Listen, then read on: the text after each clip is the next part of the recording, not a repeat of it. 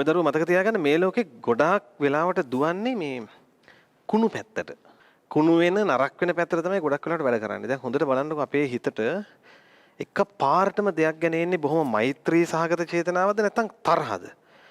ෂණික වෙන්නේ මොකද්ද? තරහ. මේ දැන් මෛත්‍රිය කියන එක හුරු කරන්න ඕන එකක්.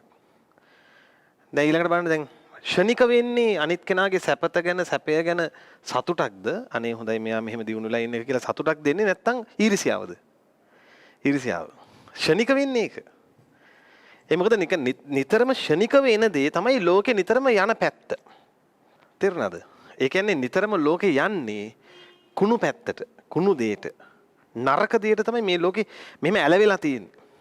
ඒතර මේ ලෝකේ කෙනෙකුට හොඳ විදිහට ඉන්න නම් මේ ලෝකේ කෙනෙක්ට හොඳ පැත්තට යන්න නම් උත්සාහයක් ගන්න වෙනවා. මොකද මේක ඇලවිලා තියෙන අර පැත්තට. දැන් ගඟක් වගේ ගලන්නේ එක පැත්තකට. වැටුනොත් ඔහෙ හිටියොත් ගලන්නේ ඒ පැත්තට.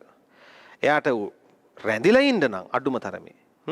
ඒත් උත්සාහ ගන්න ඕන. උඩුගම් බලා යන එකට කොහොමද උත්සාහ ගන්න ඕන? මම කියන්නේ අඩු ගානේ රැඳිලා ඉන්න නම් ඒත් උත්සාහ ගන්න ඕන. එයා ඔහෙ හිටියොත් අතපය අකුලගෙන ගඟත් එක්කම ගහගෙන යනවා. ඒක පුතා මේ ලෝකේ හැටි. හොඳට බලන්න දැන් කුණු වෙච්ච අඹ ගෙඩියක් හොඳ අඹ ගෙඩියක් ළඟ මෙහෙම එකට ගෑවෙන්න තිබ්බොත් කුණු වෙච්ච අඹේ හොඳ අඹයක් වෙනවද නැත්නම් හොඳ අඹේ කුණු වෙනවද? අන්න ඒ වගේ. හොඳ අඹේ කුණු වෙනවා. ඒක මේ ලෝකේ හැටි. ගොඩාක් දෙමව්පියෝ අපිව හම්බෙන්න එනවා. දරුවෝ අපිව හම්බෙන්න එනවා. ඇවිල්ලා ඒගොල්ලන්ගේ ප්‍රශ්න ගැටලු කියද්දී ඒ ගැටලු වල මුල ඉන්නේ කුණු කෙනෙක්. කුණු වෙච්ච කෙනෙක්. කුණු මුණ අදහස් තියෙන කෙනෙක්. ඇසුරට ඇවිත් විනාශ වෙච්ච ජීවිත ගොඩාක් තියෙන ඒවා. හොත්තට හොයලා බලන්න. මිනිස්සු වැරදි කරන්න පෙළඹෙන්නෙම තවත් වැරදි කරන කෙනෙක් හින්දා. ඒක මේ ලෝකේ හැටියක්. පුදුම සාගතයිනේ. වැරදි කරන්න හුරු වෙන්නෙම වැරදි කරන කෙනෙක් හින්දා. දැන් ඔය ගෙවල් වල හොද්දට ඉන්න ළමයි ඉන්නවා මල් වගේ හොඳ ලස්සනට හැදෙන දෙමව්පියන්ට ආදරෙන් ගෞරවයෙන් සලකන වචනේට කීකරු හරි හොඳ ළමයි. දැන් මේ හරිනම් ඇත්තටම මේ ඔයාලට මම මේක ඔයාලගේ දෙමව්පියන්ට කියන්න ඕන. දෙමව්පියෝ බලන්න ඕන ඇත්තටම මේ ඒ තමන්ගේ දරුවා ඒ හැසිරීම වෙනස් කරනවා නම් මුරණ්ඩු වෙනවා නම් කියන දේ අහන්න නැත්නම් හොද්දට හොයලා බලන්න ඕන. ඒ ළමයා ආශ්‍රය කරන ටීම් එකේ ඒ ටයිප් එකෙක් ඉන්නවා. අනිවාර්යයි එහෙමම තමයි.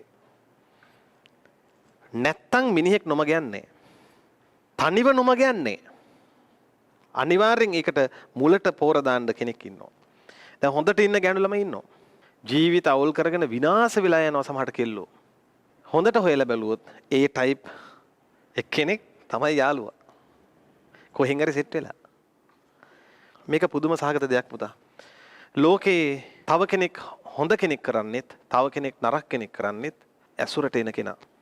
මට මේ පුතෙක් ඇවිල්ලා කිව්වා සර් මුල් කාලේ සර්ගේ මේ පන්ති මම ආවා. පස්සේ මගේ හිත වෙනස් කළා කිව්වා යාළුවෝ. පස්සේ වෙනස් වුණ හින්දා යාළුවෝ නිතර මේ සර්ට බනින එකලු කරන්නේ. නිතර බනින එක. මොකද ඒගොල්ලන්ගේ සර්ට නිතර බනිනවා. බලන්නකො නේද? දැන් අර ළමයි ඇසුරට ගියේ ඒ ගුරුවරයාට. ඒතකොට ඒ ගුරුවරයාගේ ගත්තේ තමයි ඒ ළමයින්ට එන්නේ. දැන් ඒ ළමයාගේ ඇසුරට මේ ළමයා වැටිලා. නේ? මේ ළමයාට යන්නේ අර ගති. ඇයි අර කුණු දේනේ ගලන්නේ? හොඳ දේ නෙමෙයි ගලන්නේ. හොඳ දේ ගලන්න ටිකක් මහන්සි වෙන්න ඕන. දැන් ගුරුවරයෙක්ට උනත් පන්තියක තව ගුරුවරයෙක්ට නොබැන ඉඳ හිතෙන්නේ හරි කලාතුරකින්. නිතරම හිතෙන්නේ මේ තව කෙනෙකුට බැන එක්ක වීඩියෝ දානවා, බනිනවා. ඉතින් ඔය චීත්ත වැඩ කර කර ඉඳ හිතෙන්නේ මේ ඒ අර කුණු පැත්තට තමයි බර. ඒතකොට ළමයින්ගේ හිතත් ළමයිනුත් මේ ලෝකෙින් ඉන්නේ. ඒතකොට ඒ ළමයින්ගේ හිතත් નિરાයාසයෙන් මේකට ඇදෙනවා. ඉතින් ගුරුවරයාට සර් කියලා කියන්න හිතෙන්නේ නම කියලා කතා කරනවා. එක්ක මොකක් කරේ හදපු නමක් කියනවා. නේද? කොච්චර කලකොලපන් තියනවද? එතකොට දැන් වෙන්නේ දැන් අර ළමයාගේ ඇසුර අර ළමයින්ගේ ඇසුරට වැටිලා. දැන් ඒ ළමයි යන ගුරුවරයා මට නිතර බනිනවා. ඒක අහගෙන ඇවිල්ලා අර ළමයා මාව දැකලවත් නැහැ සමහරවිට මට බනිනවා. ඒ බනින එක මේ ළමයා නිතර අහලා මේ ළමයාගේ හිතට ඒක ගිහින්. ඉතින් ඒ ළමයා කියන ඊට පස්සේ මේ සර් මම මාසයක් විතර අර සර්ගේ පන්තිට ගියා. මගේ ඒකකේ ගණ්ඩම දෙයක් නැති වෙලා ගියා. ඊට පස්සේ මම ආයෙ සර්ගේ පන්ති ආවා. දැන් යන්තම් අමාරුවේ මම මේක ගලපගෙන ඊට පස්සේ ආයෙ මං එන තැනට ආවා. මගේ හිතේ පොඩි වරදකාරී හැඟීමක් තියෙනවා මං කරපු දේ ගැන. ඒකයි මම සර්ට මේ ඇවිල්ලා කිව්වා. බලන්නකො හැටිනේ. ඒ ලෝකේ ස්වභාවය පුතා. එහෙනම් ඇසුරට නිතර හොඳ කෙනෙක් ගන්න. හොඳ මිත්‍රයෙක් හොයන්න. හොඳ මිත්‍රයෙක් නැත්තම් තනිව ඉන්න එක වටිනවා. ඇත්තටම. මොකද කාලකන්ණියෙක් එක එකතු වෙලා තමන් කාලකන්ණි වෙනවට වඩා හොඳ මිත්‍රයෙක් නැත්තම් තනිව ඉන්න එක වටිනවා. ඒ නිසා හොඳ යාළුවෙක් හොයාගන්න. දැන් ඔය සමහර ඉස්කෝලවල සමහර ළමයි ඉන්නවා පුදුම විදිහට රඟනවා. අහිංසකව ඉන්න තමන්ගේ වැඩේ කරගෙන ඉන්න අය ඉන්නවා. එහෙම නෑ අරක. මොකුත් නෑ. දැන් ඔන්න රෑ 1:00ට දැන් පාඩම් කරගෙන ඉන්නවා කියන්නකෝ. පාඩම් කරගෙන ඉඳලා මේසෙම නිින්ද යනවා. හරිද? ඕක වෙන්නේ ඕක. පාඩම් කරගෙන ඔන්න 9:10ට ඔන්න එතනම දඩස් ගාලා මේසෙම නිදි. එතලා ඔන්න මූට එකපාරට 1:00ට විතර හැරෙනවා රෑ. රෑ හැරුණාම දැන් අපිට ලැජ්ජාවක් එනවා. යකෝ නිින්ද ගියානේ. හැබැයි දැන් අනිත් යාළුවෝ ඉස්සර අපිට රැඟිල්ලක් දාන්නත් ඕන. මොකද කරන්නේ? ගත්ත ෆෝන් එක හොඳ මේ යාළුවෝ කීප දෙනාට දානවා මෙසේජස්. මොකද මචං උඹලා කරන්නේ? මොකද වෙන්නේ කියලා දානවා. නේ එක්ක MK මොන හරි මගුලක් දානවා. දැන් අර යාළුවෝ පාන්දර නැගිටලා ෆෝන් එක ගන්නවා. ගන්නකොට මෙන්න යකෝ 1:00ට මු මෙසේජ් එකක් දාලා මොකද වෙන්නේ කියලා. හිතට එනවා මොකද්ද? ඇයි නිතර හිත බර කොයි පැත්තටද? ඊර්ෂ්‍යාව පැත්තට බරයි. හිතට ඊර්ෂ්‍යාව වෙනවා සමහරවිට. ඒක සමහරට දුක එනවා. මං කරේ නෑනේ.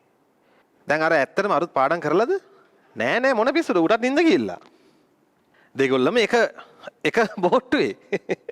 හැබැයි එක රඟනවා. ඒ රඟන කෙනා හින්දා අනිත් ඔක්කොම පීඩාවෙන්. අන්තිමට රඟන එකාට කැම්පස් යන්නත් බෑ. දුකෙන් ඉන්න අයට යන්නත් බෑ. ඔක්කොම විනාශ වෙලා යනවා. මම ඔහොම චරිත ඕන තරම් දැකලා තියෙනවා. මගේ ජීවිතේ මටත් මුණ ගැහිලා තියෙනවා. මුල් කාලේ ඉන්නේ අම්මා මොකුත් නෑ. නේද? ආචාර්ය මහාචාර්ය වෙලා ඉන්නේ. මෙන්න යකෝ පස්සේ කාලෙක බලනකොට ඔන්න හම්බෙනවා කොහේ හරි තැනක. මූණ දෙන්නත් බෑ සමහර විට. එහෙම රඟන චරිතවලට කවදාකවත් දියුණුවක් නෑ පුතා. දියුණුව ලැබෙන්නේ රැඟිල්ලට නෙවෙයි. දියුණුව ලැබෙන්නේ උත්සාහයට. උත්සාහ කරන මිනිහට රඟන්න වෙලාව නෑ. උත්සාහ කරන මිනිහට තියෙන්නේ තමන්ගේ දියුණුව පිණිස උත්සාහ කරන්න වෙලාව විතරයි. රඟන්නේ හිස් චරිත. ඒ අයට වෙලාව තියෙනවා. මොකද දියුණු වෙන්න උත්සාහයක් නැහැ. ඔහේ කාලකන්ණි කර ඉන්න වෙලාව තියෙන හින්දා හොඳට රඟනවා ලෝකෙට පේන්න අපි මෙහෙමයි. ඇත්තට මේක කරා නම් කමකුත් නැහැ. එහෙම නැහැ. හැබැයි ඒකෙන් අනිත් අය හිතනවා හප්පේ මාර වැඩේනේ. මට මොකද දැන් වෙන්නේ? ඒ නිසා ඔයදරුන්ට මම දෙන්න උපදේශක්.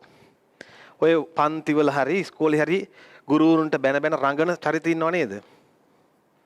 ජීවිතේට පුතා පෙරපිනක් තිබ්බොත් ගොඩේයි. එහෙම නැත්තම් නම් ගොඩ යන්න හම්බෙන්නේ නැහැ. එහෙනම් ඔය දරුවෝ නිහතමානීව වැඩ කරන්න. නිශ්ශබ්දව වැඩ කරන්න. යාළුවන්ට උදව් කරන්න. බය නැතුව උදව් කරන්න. ඇයි දන්නවද? ඔය ළමයි මෙරිට් එහෙම ගියොත් ඒක තවත් කෙනෙකුට මේ මෙඩිසින් යන උදව්වක්. ඔයාලා හොඳට උදව් කරන්න. යාළුවෝ දිහා බොහොම සුබවාදීව දකින්න. ඊර්ෂ්‍යාව අතාරින්න. මොකද යාළුවෙක්ට ඊර්ෂ්‍යා කළා කියලා වැඩක් නැහැ. තවත් අම්මෙක්ගේ තාත්තෙක්ගේ දරුවෙක් නේ පුතා. ඔයාලා එහෙම හිතන්න. අනේ මගේ යාළුවාට හරියනවා කියන්නේ තව අම්මෙක් තාත්තෙක් සතුටු වෙනවා. මගේ අම්මා තාත්තා මං ගැන සතුටු වෙනවා වගේ තමයි. මගේ යාළුවාගේ අම්මා තාත්තා එයා ගැන සතුටු වෙනවා. එහෙමයි යාළුවෝ දිහා බලන්න ඕන. අර රඟන චරිත ගැන, මොට්ට චරිත ගැන, මැට්ටෝ ගැන හිත දුක් වෙන්න එපා. ඒ අය ඔය කරන්නේ ඒගොල්ලන්ට අනාගතෙත් කරන්න වෙන දේ. දැනුත් රඟනවා. ඊට පස්සේ ජීවිතේ නන්නත්තර වෙලා ගියාම ඒ කාලටත් රඟන්න වෙනවා. මොකද කලින් රැඟිල්ලේ රැඟුවේ විදියට ඉන්න එපයි. නේද? රැඟුවේ විදියට ආයෙ ඉන්නත් එපයි.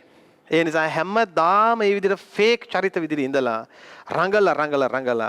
රඟපු කෙනෙක් විදියට මේ ලෝකෙන් යන්න යනවා. ඔය දරුවෝ නිහතමානීව ඉන්න, නිහතමානී ඉඳලා නිහතමානීව දියුණු වෙන්න, මිනිස්සුන්ටත් උදව් කරන්න, මිනිස්සු අතර ආදරයට, ගෞරවයට, බහුමානයට ලක් වෙන්න